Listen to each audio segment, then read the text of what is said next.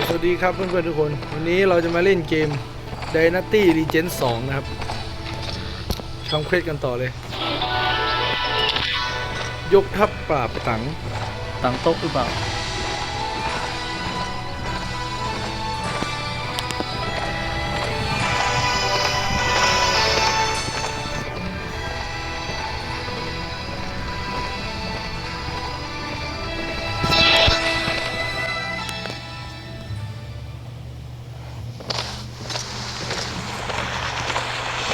เดินออโต้ Without enough soldiers and supplies, it's hard to... บวกคิวเปิดแล้ว Many heroes have risen recently. Why not create a guild and fight for the มา great ดูแล้วกัน cause together? ทำเควสต่อเพื่อนหลัก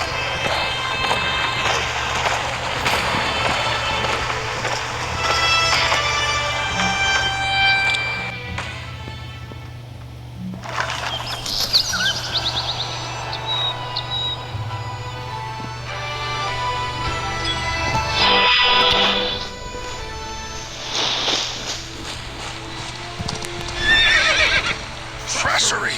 I can't believe you're no match for those weaklings! ลิโป้มาแล้วลิโป้ It's all my fault. ลูกบุญธรรมของตังโต๊ะ How could a gem...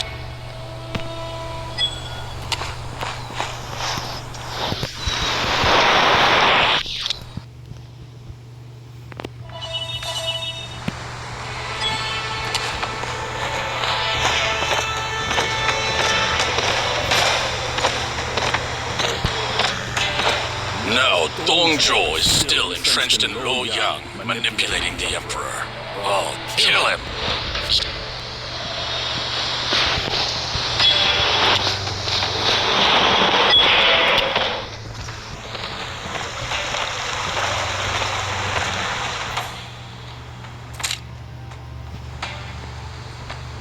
เอา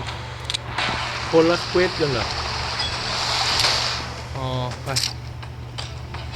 ถูกต้องครับถูกต้อง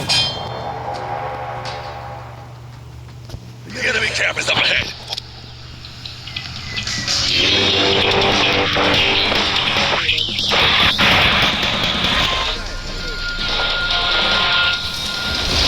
ว่าไม่มันเท่ากับเล่น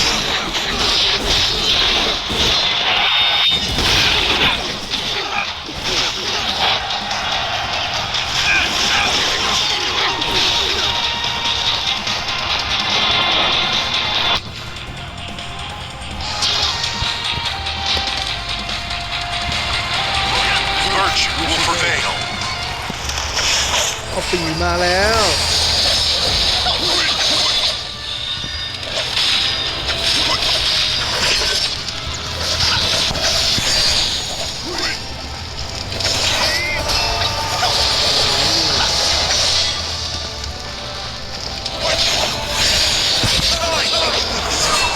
ไร้เทียมทานคืออย่างเท่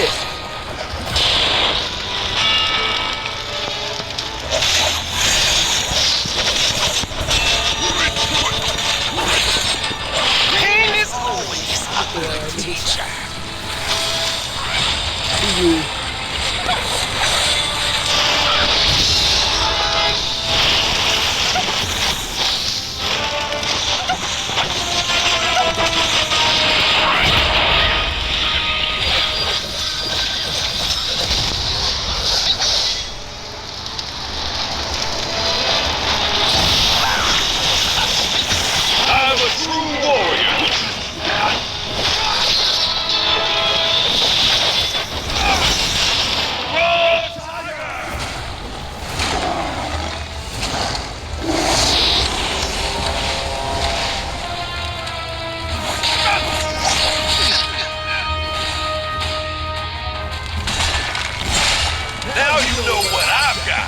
เรียบร้อยครับ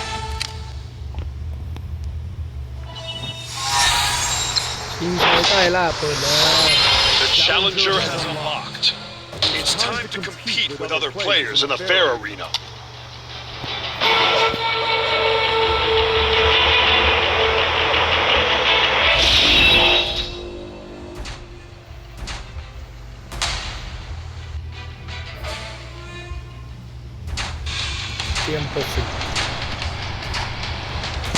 ไหมนี่กำลังเล่นเลยไหวหรือเปล่าเพื่อใครเพื่อช่วย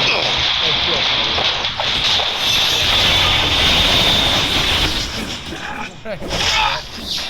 มันจับตัว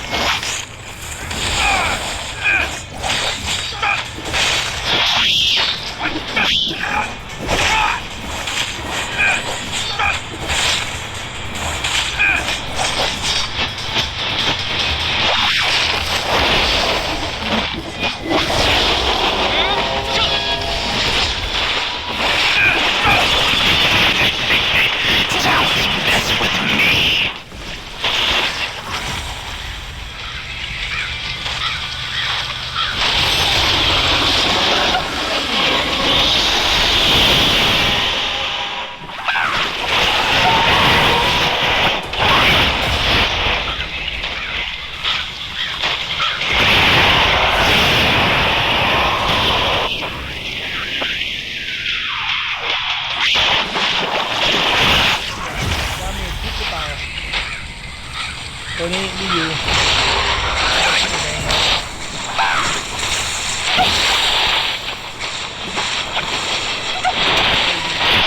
ระยะไกลด้วยจบแล้วเหรอยิงสู้ได้2 ตัว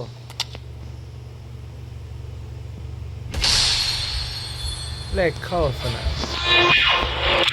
เริ่มหลังตัว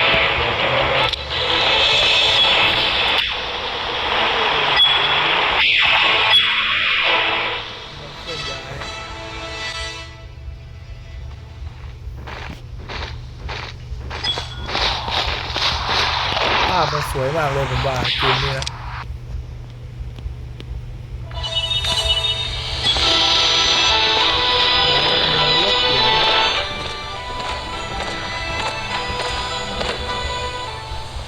ใครเอ่ย I still don't know who saved me. Even though we live in troubled times, เซลเซียนกับพ่อบุญธรรมห้องอุ่น Minister Wong, you are...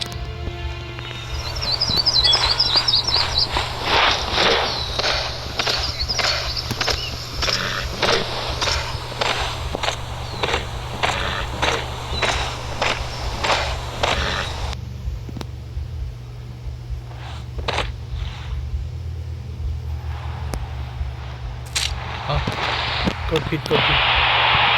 ไปทันที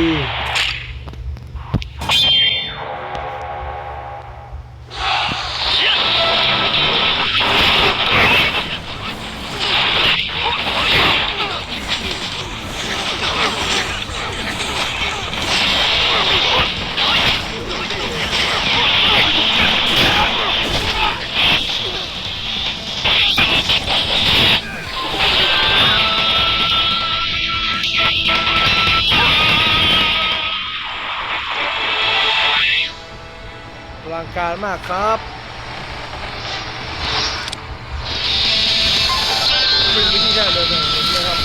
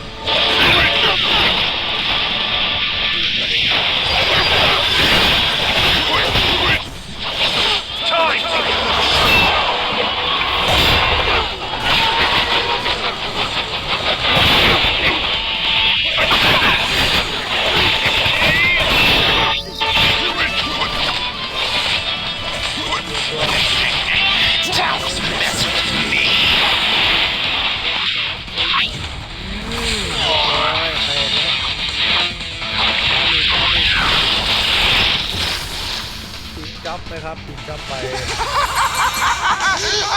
So much for a